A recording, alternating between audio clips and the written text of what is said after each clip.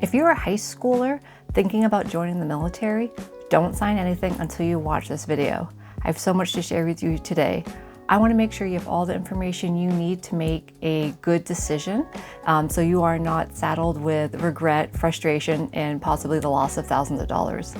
I've been a two-time commander, enlisted officer, and I've actually overseen an actual military recruiting office, so I want to share with you everything I know so that you can make the best decision for yourself. I'm Michelle Masher-Batista with Deliberate Military Experience, and let's dive in. The first thing you need to consider before joining the military is ask yourself, what is your motivation? You must understand why you're even considering the military to begin with, because that will dictate how you approach your military search. Some of the reasons that a lot of high schoolers will consider joining the military involve getting college paid for. That's a super popular one. They don't really have any direction. They don't know what to do, so they sign up for the military as a means to kind of kill time, perhaps find themselves, and that's a great strategy as well. Some other reasons why high schoolers join the military are to fulfill a family legacy, or they just want to kick down doors and kick butt. They also want to travel and gather experience, or really any of the above. Those are all really great reasons to join the military, but you need to find out what's yours, because if you were really in it just for experience, that will drive your decision-making process much different than just taking a job that is very aggressive and you're out there slinging guns and tearing down doors. You need to know what's your motivation. The second thing you need to consider is to fully understand the 6 military branches. Each are considerably different and offer different possibilities. There are the Army, Air Force, Space Force, Navy, Marine Corps, and Coast Guard. They're not all treated equal, and they all have different requirements. But before you even get to the requirements part, you need to ask yourself, what do you like? Where do you want to be? If you want to live near the ocean, well, the Navy's a good place to start. If you just want to be a part of a really tight-knit team, you're very physical, you don't mind getting a little dirty, maybe the Army or Marine Corps is for you. Or if you want to be a pilot, you might be thinking Air Force, of course, but look into it, because almost all the branches have some form of pilot within their ranks. So understanding the differences between what each branch offers and what you actually like will be a great factor in your decision-making process when joining the military. The third thing you really should consider when thinking about joining the military is understanding that there are different statuses. And what I mean by statuses is that, of course, there's active duty. That is usually the first thing people think about when you say you're looking into the military. But don't disregard the National Guard or reserves. Those two options should very much be a part of your calculus when making your decision. For instance, if you really just want to stay local and want college paid for, National Guard might be the way to go, because many National Guard organizations will pay for in-state colleges to a certain limit. You'll need to do your research there. But if you really are a single person, you have nothing to lose, there's nothing holding you back to stay home, active duty is a good way to go, and you'll probably get more benefits up front if you just go all in on that. But if you have a family situation where you want to join the military, but you need to be at home sometimes to take care of people that you care about, the National Guard or Reserves could be a good option for you. Or if you also want to have a civilian career while also serving your perhaps more local community, the National Guard's a good option. I know when I joined, active duty was really the only thing I thought about. I really didn't consider the other services or statuses whatsoever. So really do that research, know yourself, and don't discount what all the statuses have to offer to you. The fourth thing you need to consider and understand is that the ASVAB is your ticket to more career options. The ASVAB is the standardized test that all military branches require you to take. And quite honestly, the higher you score, the more options you have, which is great, depending on your motivation, again, to join. If you really don't care what the job is because you just need some structure in your life, well then perhaps this is less of an issue to you. However, if you are looking into more specific technical jobs, you will need to score higher. If you are graduating from high school, you only need about a score 30 to enter the military. but if you have a GED level education, you'll need to score at least a 50. Scoring well in the ASVAB is something that you should pay particular attention to, especially if you're in high school, because many parts of the ASVAB can draw on your high school education. So if you have a gap between high school and the time you take the ASVAB, or perhaps if you're not a great test taker, I would highly encourage you to take some prep courses to help you study and prepare for it, so that you only have to take the ASVAB once. You don't have to waste your time to get the biggest bang for your buck. And here's a little insider thing I really want you to remember. If, for instance, you pursue the Army and take the ASVAB through that branch, and you find that you don't really like any of the jobs that they have to offer for your skill set, and as long as you haven't signed a contract with them, you can request to transfer your ASVAB score to another branch. And I think that is just a really good option that, of course, no branch recruiter wants you to know. They want you on their team. But I want you to have all the power and all the knowledge when you make a decision with that. So again, as long as you haven't signed a contract and you've taken the ASVAB, you can certainly request to have that score transfer to another branch when exploring your options. And for those who are exploring the Army, they have a prep course if you still haven't scored as high as you'd like, or if you actually need help in the physical fitness department. There's a prep course at Fort Jackson, South Carolina, where they will let students, newly graduated high school students, go there, and they will do an intensive program for you so that you can retake the ASVAB or take a physical fitness requirements test, so that you, again, have all the options on the table before signing your contract. The fifth thing you need to remember when considering the military, and I suspect is probably a determining factor in your exploration, is how the military will pay for college. There are so many ways, and they can certainly pay for your education before you join, during, and after. And this can get quite extensive, but sort of the bottom line, and depending where you are on your journey, if you want the military to pay for your college before you join and possibly commission, the route to do that would be through the Reserve Officer Training Course, or ROTC. There you would have to get into a four-year college that has ROTC, and you would apply through that respective program, and they would pay for either 2, 3, maybe 4 years of your education before you actually join the military. Another way to get the military to pay for your education is actually while you join, through the tuition assistance. This primarily applies to those on active duty. So while you are serving, they will pay up to a certain credit dollar amount. I know when I enlisted in the Army, I took advantage of this offer, and I was able to get 1 full year of college paid for while serving, so that when I did go to college, I actually started as a sophomore. I had already completed 1 year. If you choose to join the National Guard, many states do tuition waivers where, as I mentioned earlier, these organizations will pay for your college credits usually at a state school. If you so choose to go to, say, University of Massachusetts, their National Guard will pay for tuition through there just by being affiliated and a drilling member of that team. A next opportunity for the military to pay for your education is before and after, but it's really meant for after you are done with the service, is through the post 9/11 GI Bill. Now, if you talked to me 10 years ago, or anyone who used to serve, they might mention the Montgomery GI Bill, but as of this recording, the military does not offer that benefit anymore.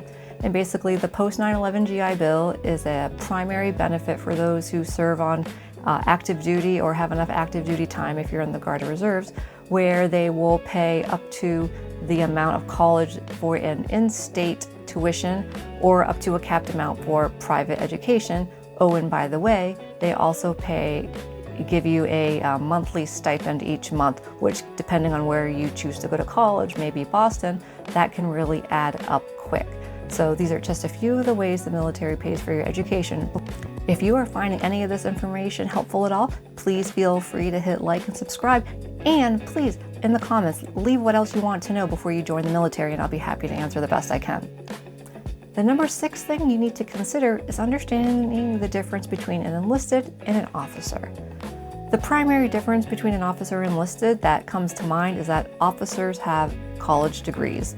And although that is true, many enlisted certainly do get their college degrees, but do not go through the process of commissioning, which is where the military allows you to become an officer. There are different requirements for each. Traditionally, high school people that just want to join the military immediately will go through the enlisted structure, and there are many ways to convert over to an officer. When I was in 8th grade, my teacher, Mr. Barrett, told me if I ever were to join the military, go become an officer. Well, I wish he told me more about what that meant, or anyone for that matter, because I didn't know the difference until I was well under my way at basic training at Fort Leonard Wood. But enlisted folks are generally the technical people. They're technicians, they're the doers, they get stuff done. An officer, which I would later find out, are the planners and the thinkers traditionally, and are usually put into managerial positions earlier on in their career. They're enlisted. Now, enlisted people do get into the position of being a supervisor, but not until much later into their careers, while their earlier years are spent educating them on how to be subject matter experts in their fields. There are different requirements for each, as I mentioned, but one that people kind of tiptoe around, but is quite honestly the fact, is that officers make more money. So if you have any inkling of joining the military and want to make as much money as you can, becoming an officer is the way to go.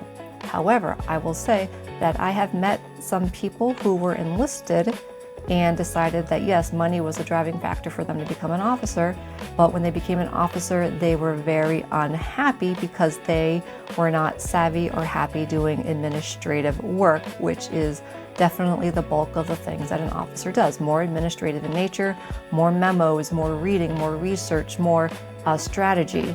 If you just want to get out there and do stuff kinetically with your body, or make things better, or really take care of people because you want to work with people one-on-one, enlisted is the way to go regardless of the salary difference, and there is a difference. So don't let anyone tell you different.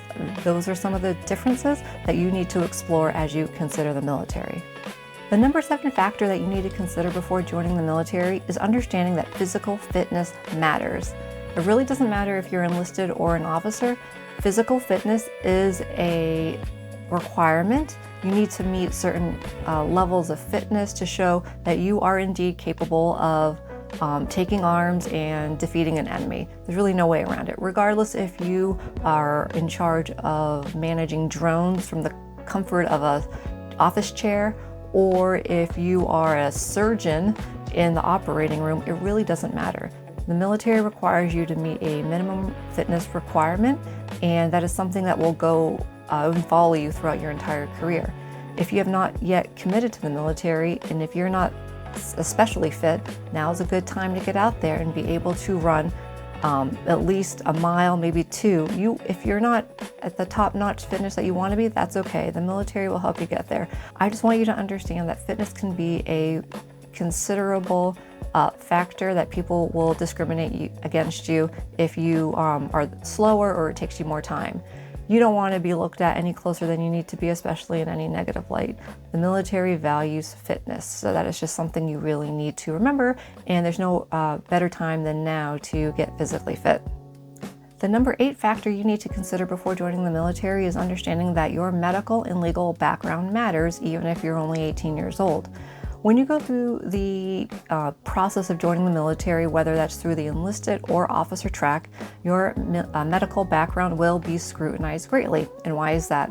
Basically, when the military allows you to join their ranks, they sign on to take accountability for all of your medical background.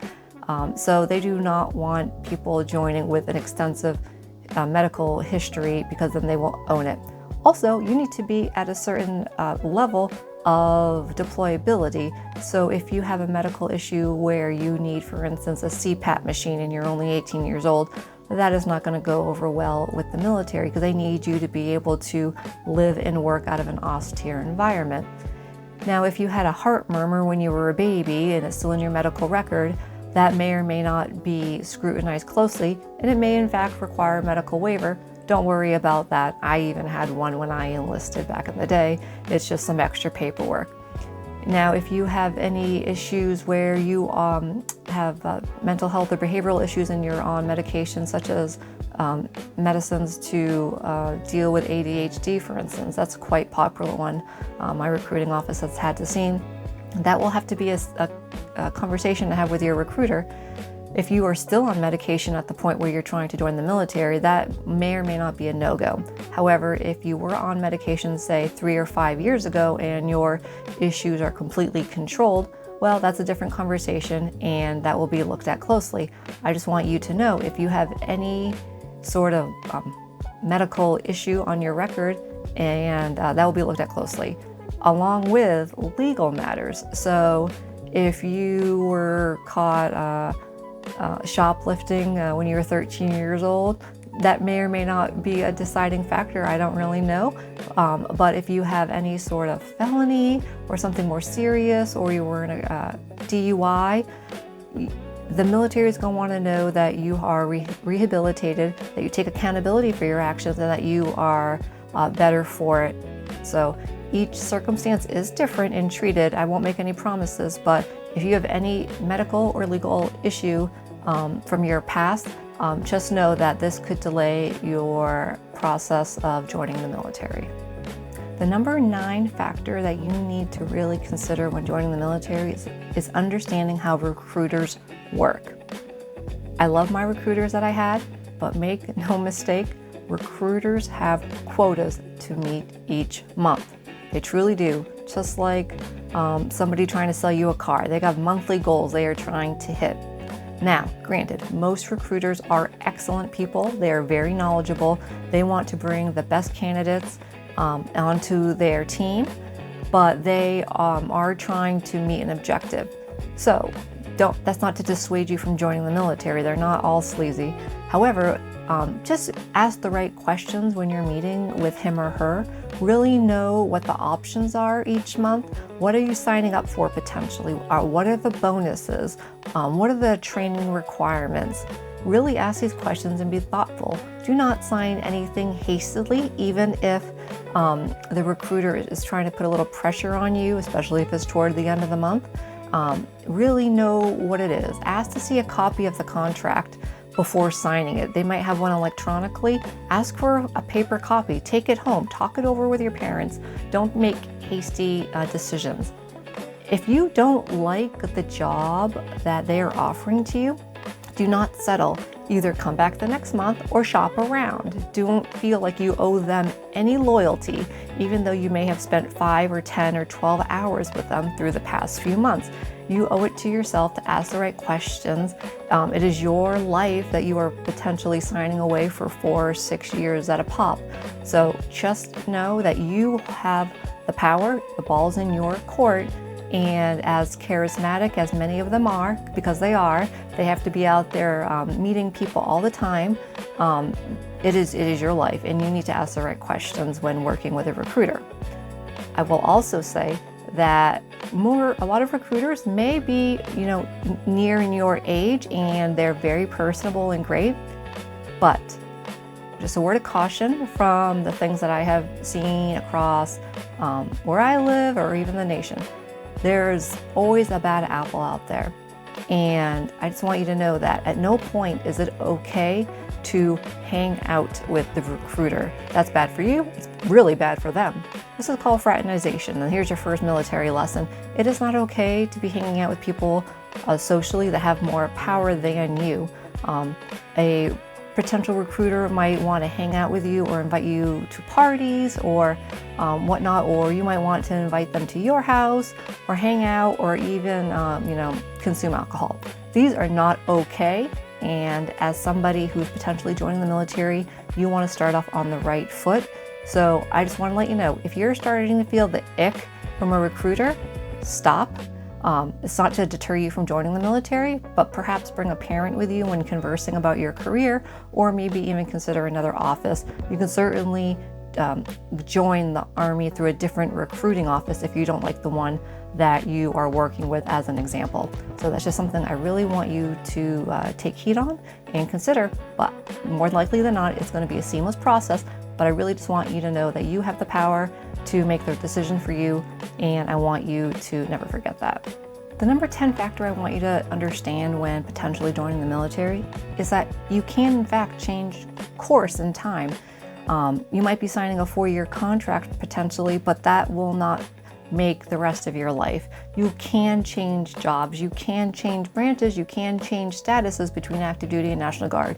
You will have these opportunities, usually after the initial part of your contract. So don't feel like there's so many unknowns and that's going to be a deterrent to you joining. I just want you to know that you can change course down the road after you go through your initial contract. So just something to remember. The number 11 factor you need to be aware of when joining the military is that there are a lot of opportunities. And what am I talking about? Opportunities that are related to travel, TSP, purpose. There are so many. Some of the opportunities that might not be advertised well by a recruiter because you might not be thinking about it, but I want you to be aware of it, is travel. Depending on your branch and what status you are will dictate where you get to travel.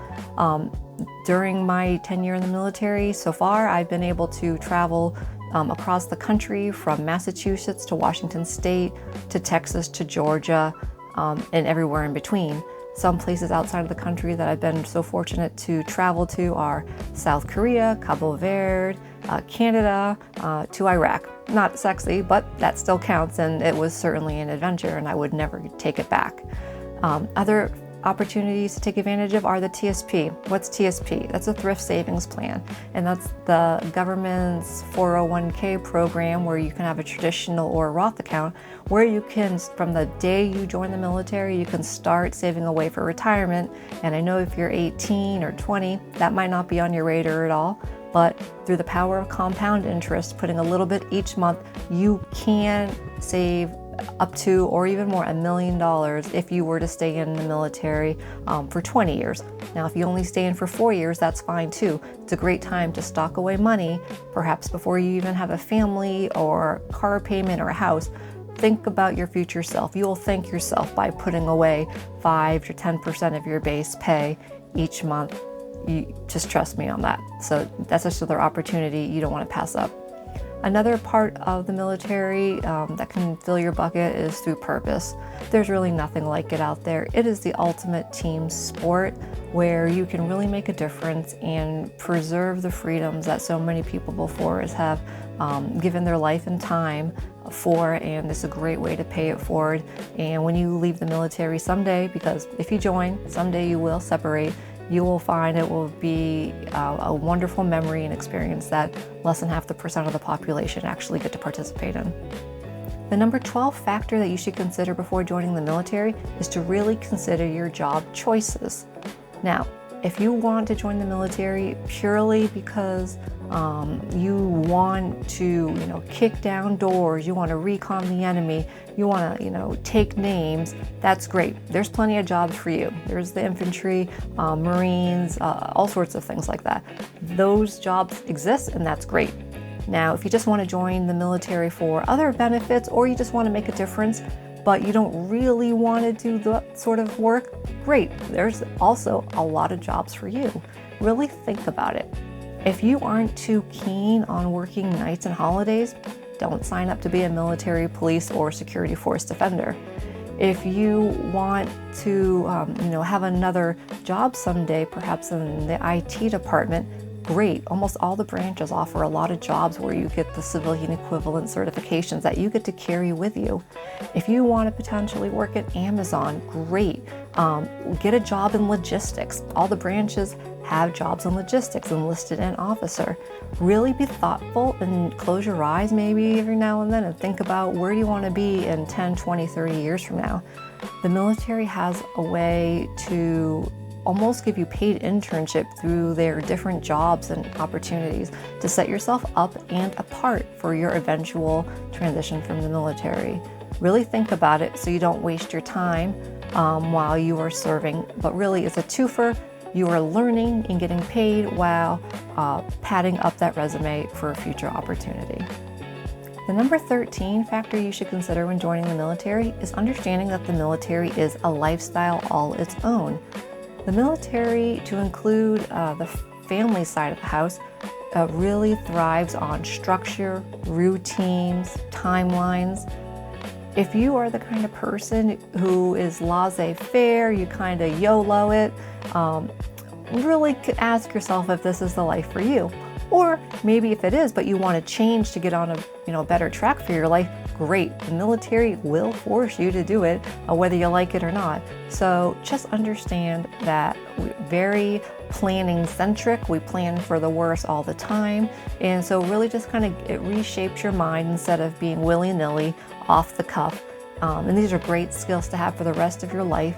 But just understand that in the military, the structure is required because there's so many times when you don't have any control over the outcomes that you are anticipating.